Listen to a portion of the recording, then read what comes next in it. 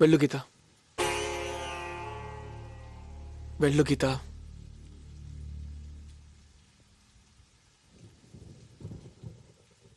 మా అమ్మ నన్ను కలపలేకపోయాను సార్. వాళ్ళు కలవరు. నేను అందరు కుర్రాళ్ళ ప్రేమించడం నా హక్కు అనుకున్నాను, కానీ ప్రేమంటే బాధ్యతని నాకు తెలియదు. కుటుంబం అంటే అమ్మ నాన్న ఉండటం అనుకున్నానే, కానీ అందరు కలిసి ఉండటాన్ని నాకు తెలియదు సార్.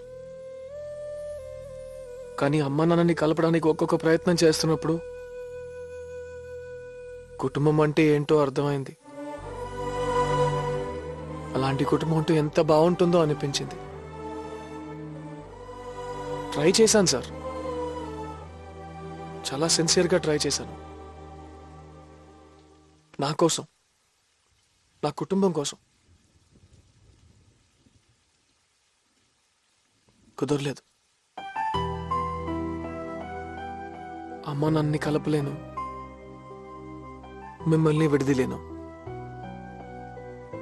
ఏంటి సార్ ఇది? గీతకు నేను సరిపోను సార్. తనకు నాకన్నా గొప్పవాడు కావాలి. కరెక్టే, మీరు చెప్పింది కరెక్ట్ సార్. నాకు ఒక్క తరమే బాలేదు, కానీ ఒక విషయం,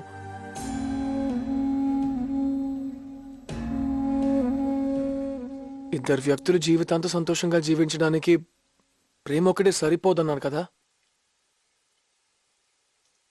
అది మాత్రం తప్పు సార్. ప్రేమ ఒక్కటి సరిపోతుంది సార్. ప్రేమలాకే మా అమ్మ నాన్న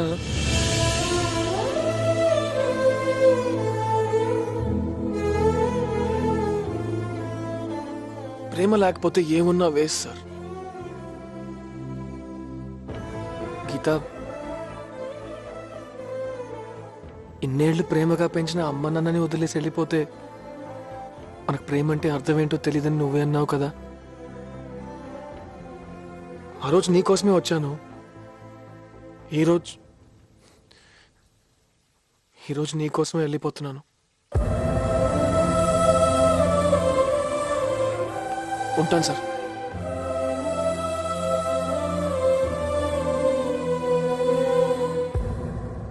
మిమ్మల్ని ఒకటి అడగొచ్చా సార్?